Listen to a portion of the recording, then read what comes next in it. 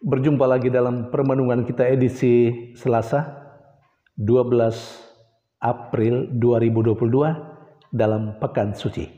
Bacaan-bacaan liturgi hari ini, bacaan yang pertama dari kitab Yesaya bab 49 ayat 1-6 dan bacaan Injil dari Injil Yohanes bab 13 ayat 21-33 dan ayat 36-38. Nabi Yesaya dalam bacaan yang pertama membuat refleksi tentang hidup dan panggilannya.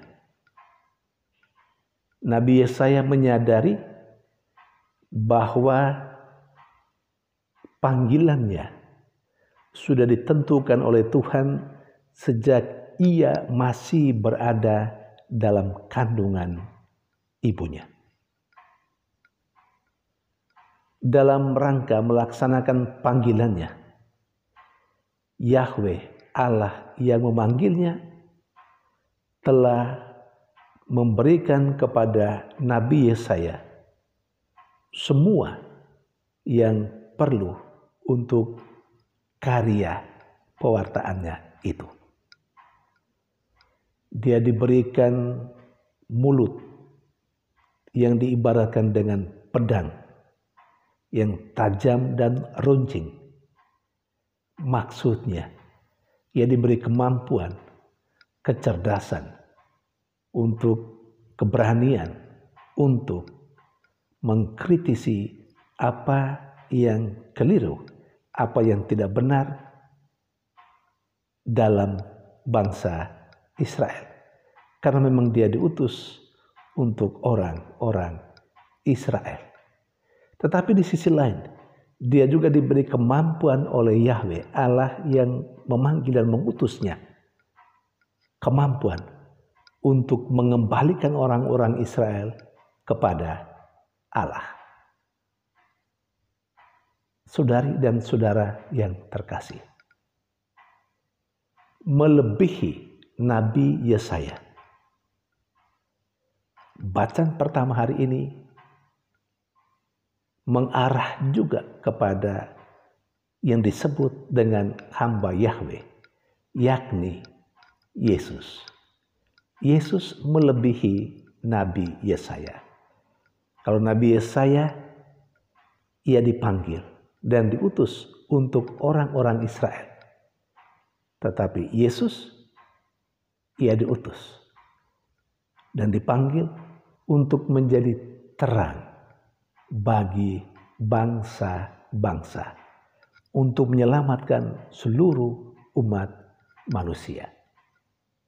Saudari dan saudara yang terkasih, Yesus yang diutus untuk menyelamatkan umat manusia, Yesus yang diutus untuk menjadi terang bangsa-bangsa, diceritakan dalam bacaan Injil hari ini sebagai Dia yang sesungguhnya mempunyai rekan kerja, teman dekat, para rasulnya, yang justru menurut cerita Injil hari ini mengkhianati Yesus, menyangkali Yesus. Saudari dan saudara terkasih, bisa dibayangkan bagaimana sahabat, rekan, teman yang dekat kemudian menjadi pengkhianat. Yudas Iskariot mengkhianati Yesus.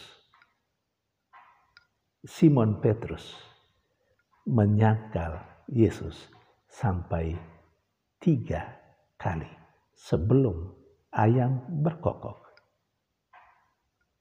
Tetapi bagi Yesus, penderitaan yang dia hadapi, baik karena pengkhianatan Yudas Iskariot rasulnya, ataupun penyangkalan Petrus, semua penderitaan itu menjadi momen di mana Dia sebagai anak manusia dipermuliakan oleh Bapanya.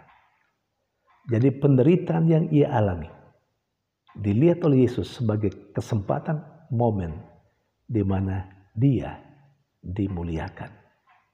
Dan melalui penderitaannya, Allah Bapanya juga dipermuliakan oleh dia. Saudari dan saudara yang terkasih, kita sesungguhnya seperti Nabi Yesaya. Kita telah ditentukan dan dipilih oleh Allah untuk lingkungan yang ada di sekitar kita. Tidak usah jauh-jauh dulu. Kita hadir untuk menyelamatkan. Kita hadir untuk mengkritisi yang tidak benar dalam kehidupan yang ada di sekitar kita. Tapi kita juga hadir untuk melakukan yang baik untuk lingkungan yang paling kecil yang dekat dengan kita, dari keluarga, dari lingkungan wilayah, dalam paroki, dalam masyarakat. Apakah kita selama ini telah hadir sebagaimana Nabi Yesaya? Apakah kita telah hadir sebagaimana Yesus dalam kehidupan kita sehari-hari?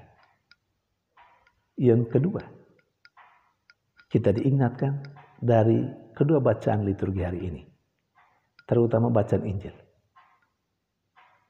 untuk menyadari bahwa penderitaan yang kita hadapi terkadang datanya dari orang-orang yang ada di sekitar kita, yang paling dekat dengan kita. Tetapi, kalaupun kita mengalami penderitaan karena apa yang baik yang kita lakukan, ingatlah, penderitaan itu harus kita lihat sebagai momen di mana Allah memuliakan kita, atau melalui penderitaan kita sesungguhnya memuliakan Tuhan yang kita imani. Tidak gampang, tetapi mari kita coba memahami arti penderitaan dari sisi ini, dan mari kita mau menghayatinya dalam keseharian kita. Tuhan memberkati.